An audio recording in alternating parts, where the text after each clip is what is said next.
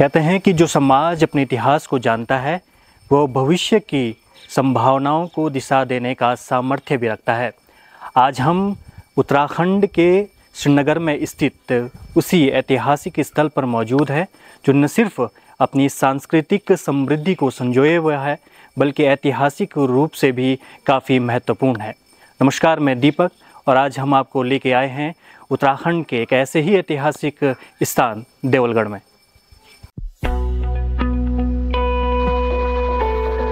देख सकते हैं कि अभी चलने के उचित स्थान जो है ये नहीं है, कई सालों पुरानी ये गुफा है।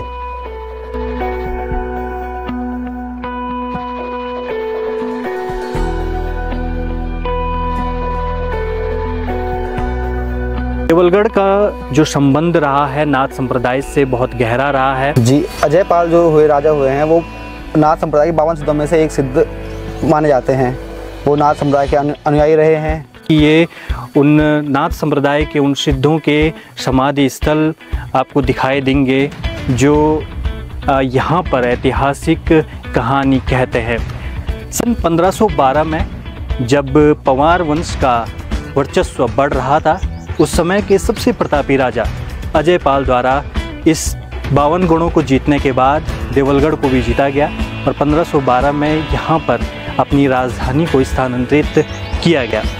ये पूरा जो स्ट्रक्चर आप अगर देख सकते हैं तो पत्थरों से बनाया गया है। इसमें विभिन्न लिपियों द्वारा लिखा भी गया है। कहते हैं कि जो स्ट्रक्चर था इसके द्वारा सुदूर पहाड़ों पर नज़र रखी जाती थी।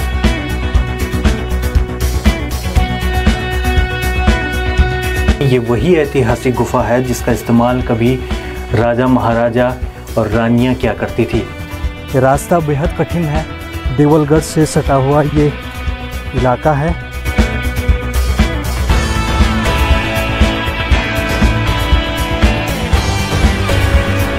इस क्षेत्र को बसाने के बाद अजय पाल बस यहाँ 1 साल तक ही रहे। उसके बाद उन्होंने राजधानी स्थानांतरित कर दी थी श्रीनगर में। और श्रीनगर गढ़वाल ही अगर देखें तो 1517 के बाद से निरंतर गढ़वाल जो क्षेत्र है उसकी राजधानी रही।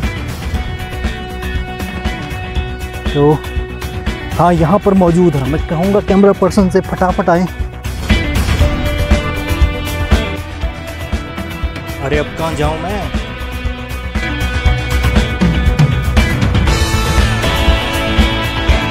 अगर आप ऊपर देखें तो इस तरह से ये गुफा दिखाई दे रही है। आगे क्या कर रहे हैं बोल भाई, ब्लैंक फिर कट।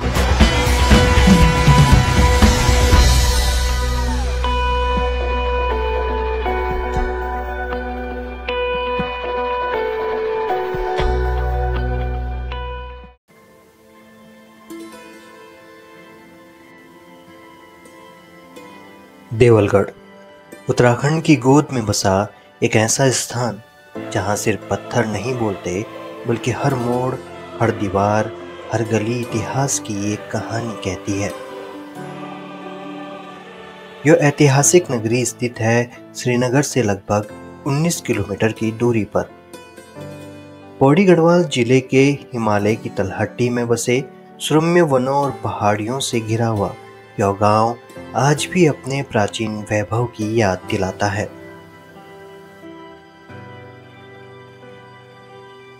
देवलगढ़ में जाने पर लगता है जैसे वक्त थम गया हो। यहाँ की शांत फिजा, पुरानी नक्काशियाँ, मंदिरों की घंटियाँ और दूर तक फैले हरे भरे पहाड़, मानो कोई पुरानी किताब खुद चलकर सामने आ गई हो। देवलगढ़ ऐतिहासिक रूप से काफ़ी महत्वपूर्ण स्थान है। इस जगहों का जो नाम है देवलगढ़, अगर हम इसको संक्षेप में जानें तो देवताओं का गढ़ यानी देवताओं का निवास स्थान से भी इसको जाना जाता है। कहते हैं कि यह स्थान कांगड़ा के राजा देवाल द्वारा बसाया गया था। सन 1512 में जब पंवार वंश का वर्चस्व बढ़ रहा था उस समय के सबसे प्रतापी राजा अजय पाल द्वारा इस 52 गणों को जीतने के बाद देवलगढ़ को भी जीता गया और 1512 में यहाँ पर अपनी राजधानी को स्थानांतरित किया गया। पहले वे चांदपुर गढ़ में रहते थे, चमोली में, फिर यहाँ देवलगढ़ में आके बसे। उत्तराखंड का इतिहास सदियों पुराना है। यहाँ की धरती पर कभी कत्यूरी, कभी पंवार और गढ़वाल शासकों ने राज किया था और उन्हीं इतिहास के पन्नों में देवलगढ़ का नाम बड़े गर्व से लिया जाता है। देवलगढ़ का उल्लेख गढ़वाल राज्य की राजधानी के रूप में भी होता है, विशेष रूप से राजा अजयपाल के समय में। राजा अजयपाल ने चांदपुरगढ़ से देवलगढ़ अपनी राजधानी 1512 में स्थापित की थी। अजयपाल को परम प्रतापी राजा कहा जाता है। वहीं उन्हें नाथ संप्रदाय का परम भक्त और बाबा गोरखनाथ के 52 सिद्ध नाथों में से भी एक माना जाता है। अजयपाल जो हुए राजा हुए हैं वो नाथ संप्रदाय के 52 सिद्धों में से एक सिद्ध माने जाते हैं। वो नाथ संप्रदाय के अनुयायी रहे हैं। जो पूरा उनका पंवार वंशज था, जो पूरा ही पंवार वंशज रहा, तो वो नाथ संप्रदाय के अनुयायी रहे हैं। पौराणिक काल से ही यहाँ पे काल भैरव की पूजा अर्चना चलती आ रही है। हम देख सकते हैं आपका तो परिवार काफ़ी पुराना यहाँ पर है। क्या आप भी नाथ संप्रदाय की जो मान्यताएं हैं उसके अनुसार पूजा करते हैं? जी बिल्कुल, हम भी उसी अनुसार चलते हैं। जो पुरानी परंपराओं के अनुसार जो पूजा अर्चना चलती आ रही है, हम भी उसी के अनुसार पूजा अर्चना करते हैं आ रहे हैं। इतिहासकारों की माने तो देवलगढ़ का संबंध राजा देवाल से भी है, जो कांगड़ा के राजा थे। कहा जाता है कि कांगड़ा के राजा देवाल द्वारा ही इस क्षेत्र को बसाया गया था। तभी से इसका नाम देवालगढ़ और बाद में देवलगढ़ पड़ा। मगर राजा अजयपाल के देवलगढ़ में राजधानी स्थानांतरण के बाद इसे विशिष्ट पहचान मिली। देवलगढ़ की धार्मिक महत्ता की बात करें तो यहाँ के मंदिर अद्भुत है। यहाँ गौरा देवी, राजराजेश्वरी, लक्ष्मी नारायण मंदिर और गोपीनाथ मंदिर स्थित है। यहाँ पर गौरा देवी का एक भव्य मंदिर स्थित है, जिसे उत्तराखंड शैली में बनाया गया है। इस मंदिर में हर साल अप्रैल के महीने एक भव्य आयोजन होता है, जिसमें माँ गौरा की चल विग्रह डोली को क्षेत्र भ्रमण के लिए बाहर निकाला जाता है और स्थानीय लोगों द्वारा इसे बड़ी धूमधाम के साथ मनाया जाता है। माँ गौरा पंवार शासकों की अधिशाष्ट्य देवी रही हैं। पंवार वंश की जहाँ पर भी छाप दिखाई देती है, वहाँ माँ गौरा और राजराजेश्वरी के मंदिर स्थित पाए जाते हैं। गौरा देवी मंदिर के पास ही लक्ष्मी नारायण मंदिर भी स्थित है। यह भी उत्तराखंड शैली में बनाया गया है। इस मंदिर में भव्य नक्काशी की गई है। वहीं गौरा देवी मंदिर से कुछ ही दूरी पर राधा कृष्ण मंदिर भी स्थित है, जिसे गोपीनाथ मंदिर भी कहते हैं। यह मंदिर दिखने में एक छोटी आकृति का है, लेकिन इसकी स्थापत्य कला भी बड़ी विशिष्ट है। यहाँ पर माँ राजराजेश्वरी का भी एक भव्य मंदिर स्थित है, जिनके दर्शनों के लिए भक्त दूर दूर से आते हैं। देवलगढ़ ऐतिहासिक रूप से एक विशिष्ट पहचान रखता है। ये मंदिर न केवल श्रद्धा का केंद्र है, बल्कि स्थापत्य कला के भी बेजोड़ उदाहरण हैं। इन मंदिरों की शिल्पकला देखते ही बनती है। हर दीवार, हर स्तंभ पर बड़ी बारीकी सी नक्काशी की गई है। वहीं पत्थरों को काटकर बनाई गई रचनाएं ऐसा लगता है कि मानो आज भी जीवित हो। ये पूरा जो स्ट्रक्चर आप अगर देख सकते हैं तो पत्थरों से बनाया गया है। इसमें विभिन्न लिपियों द्वारा लिखा भी गया है। कहते हैं कि जो स्ट्रक्चर था इसके द्वारा सुदूर पहाड़ों पर नज़र रखी जाती थी। यहाँ पर जो पहरेदार स्थित होते थे और आग द्वारा विभिन्न जगहों पर इन्हीं स्ट्रक्चरों के द्वारा चेतावनी दी जाती थी। अगर देवलगढ़ को और करीब से अगर आप देखें तो यहाँ नीचे पर आप अगर पाएंगे गौरा देवी का पवित्र मंदिर भी स्थित है और यह गौरा देवी के साथ साथ लक्ष्मी नारायण का मंदिर भी है। अब बैसाखी के दिन यानी अप्रैल माह में यहाँ पर एक मेले का आयोजन भी होता है, जहाँ पर स्थानीय लोग जो हैं गौरा देवी मंदिर की जो पूजा अर्चना है वो करते हैं। साथ में देवी की डोली को भी बाहर लाया जाता है। अगर आप इधर की ओर आपको अगर दिखाऊं तो यहाँ से आपको ऊपर की ओर अगर देखेंगे उत्तर में यहाँ पर एक अन्य देवी का मंदिर स्थित है, जो राजराजेश्वरी देवी है, वो पंवार वंशों की कुल देवी थी, उनका यह दिव्य और भव्य मंदिर स्थित है। चारों ओर से पहाड़ों से घिरा हुआ देवलगढ़ ऐतिहासिक रूप से काफ़ी महत्वपूर्ण है और धीरे धीरे यह पर्यटन की दृष्टि से भी काफ़ी महत्वपूर्ण समझा जा रहा है। खासकर सरकार की इस पर नज़र है, इसे ऐतिहासिक पर्यटन के रूप में विकसित करने पर।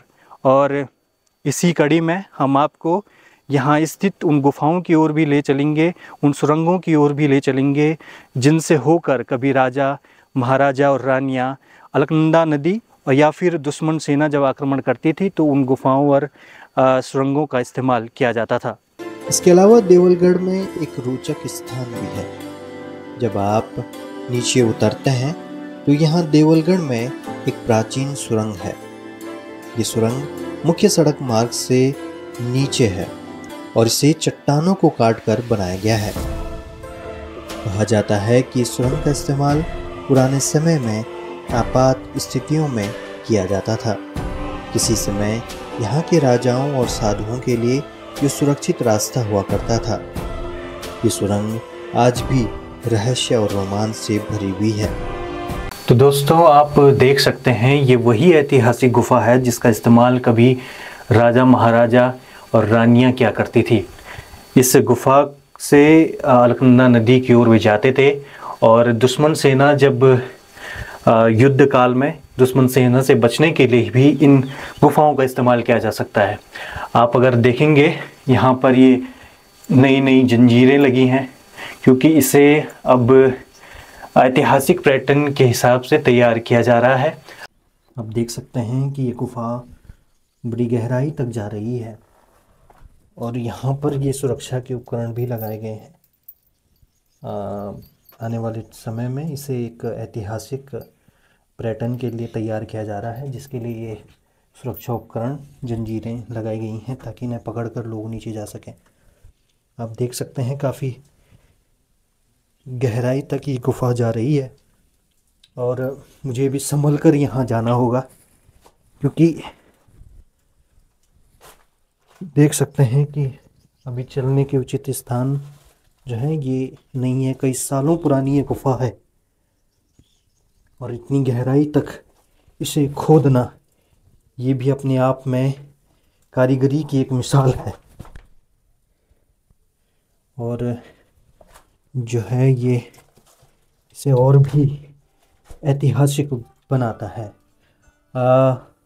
आप अगर देख सकते हैं इस गुफा का जो धरातल है काफ़ी गहराई तक जा रहा है और यहाँ से जो है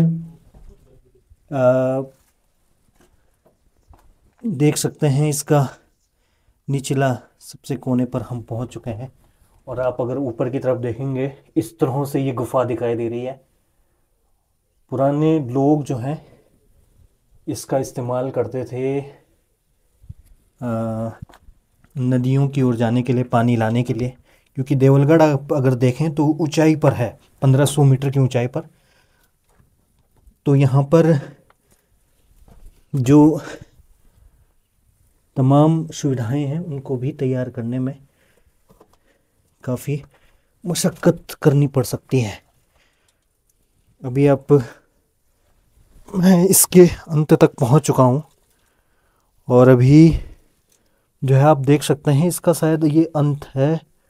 फिलहाल नीचे जो है रास्ता बंद दिखाई दे रहा है। ये जाले इस प्रकार यहाँ पर लगे हैं और ये भी हमें बताता है कि हम कितने जो हैं इतिहास में हमें कितना कुछ देखने को मिल सकता है। अभी इसका उजाला नहीं दिख रहा है, अभी भी ये गहराई तक ये गुफा जा रही है, आप देख सकते हैं। लेकिन अभी वहाँ पर देखिए समय बहुत साल पहले की ये गुफाएं बनाई गई हैं और जिसके कारण जो है 16वीं शताब्दी की ये गुफा बनी थी और आप देख सकते हैं कि भूस्खलन के कारण ये नीचे थोड़ा बंद पड़ी है और इस पर कार्य हो रहा है। धीरे धीरे इसे भी भविष्य में खोला जाएगा और अगर आप ऊपर देखें तो इस तरह से ये गुफा दिखाई दे रही है। देवलगढ़ के इतिहास को अगर टटोलें तो इसका संबंध नाथ संप्रदाय से भी बहुत गहरा रहा है। आज भी यहाँ नाथ संप्रदाय के लोगों की कई पीढ़ियाँ निवास करती हैं। इनकी परंपराएं, इनकी साधना, इनका जीवन आज भी पुरानी परंपराओं से जुड़ा हुआ है। यहाँ पर सत्यपथ नाथ की चर्चा होती है, जिनके अनुयायियों की साधना स्थली देवलगढ़ रहा है। देवलगढ़ की जमीन पर कई नाथ साधुओं की समाधियां आज भी विद्यमान हैं, जिन पर स्थानीय लोग आज भी श्रद्धा से माथा टेकते हैं। वहीं इसी नाथ संप्रदाय से राजा अजयपाल का भी गहरा संबंध रहा है। मान्यता है कि नाथ संप्रदाय के 52 सिद्ध नाथों में से राजा अजयपाल भी एक नाथ हैं। देवलगढ़ से सामने की पहाड़ी पर नाथ संप्रदाय के समाधि स्थल देखे जा सकते हैं। हालांकि ये समाधि स्थल जीर्ण शीर्ण अवस्था में मौजूद हैं, लेकिन इतिहास की कहानी अब भी दोहराते हैं।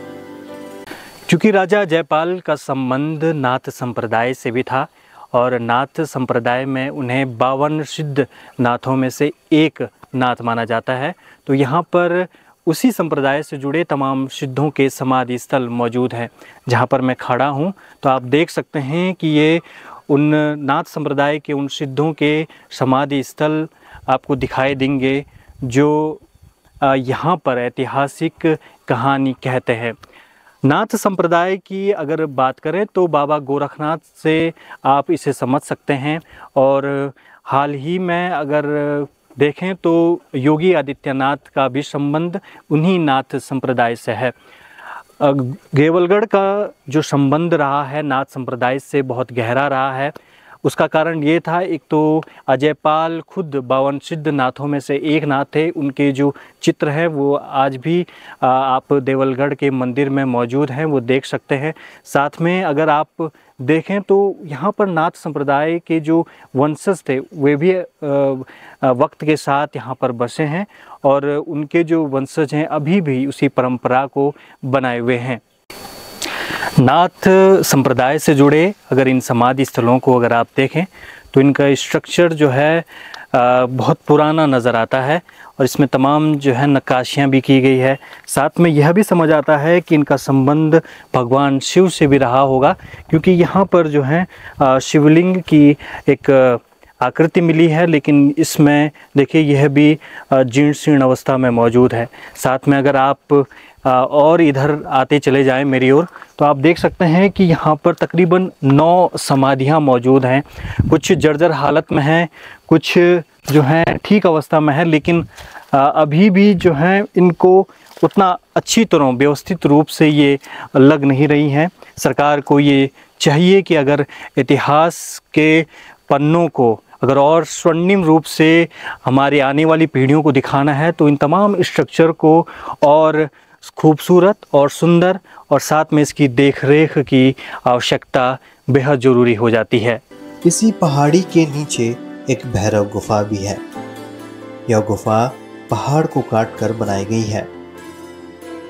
यहाँ अंदर जाते ही अंधकार और शांति मिलकर एक ऐसी ऊर्जा का अनुभव कराते हैं जैसे शब्दों में बयां करना कठिन है। देवलगढ़ से सटा हुआ ये इलाका है।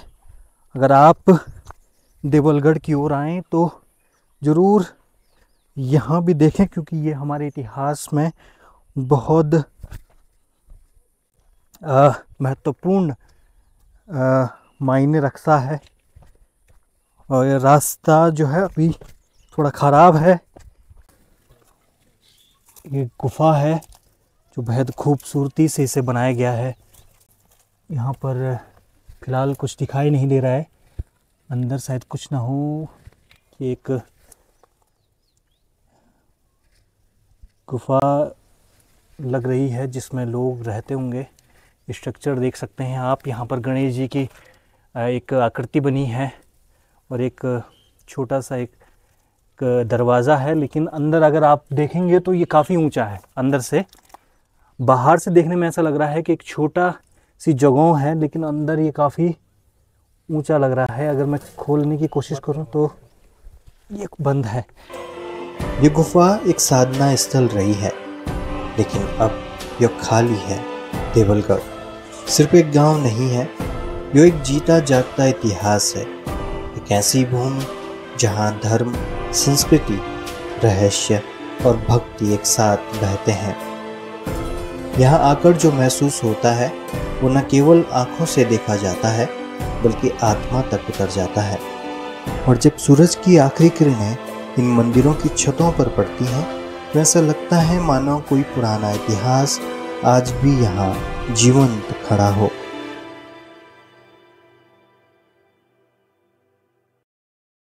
चलो, अब आप देख सकते हैं कि हम आपको उत्तराखंड के एक ऐतिहासिक जगह देवलगढ़ की यात्रा पर ले चले। उसकी तमाम जो इतिहास में छुपी हुई उन तमाम जगहों के बारे में बताया। यहाँ की मौजूद गुफाओं, शिलाओं, यहाँ स्थित स्थापत्य कला का भी आपको दिखाया है। और आप चाहते हैं कि हम इसी तरह आपको उत्तराखंड के इतिहास से रिलेटेड और भी अधिक जानकारी देते रहें, तो आप जल्दी से हमारे चैनल पर को सब्सक्राइब कर लीजिए। साथ में हमारी वीडियो अगर पसंद आती है तो इसे भी शेयर कीजिए, ताकि हम आपके लिए यूं ही एक बेहतरीन जो है कार्य लेकर आ सकें। नमस्कार।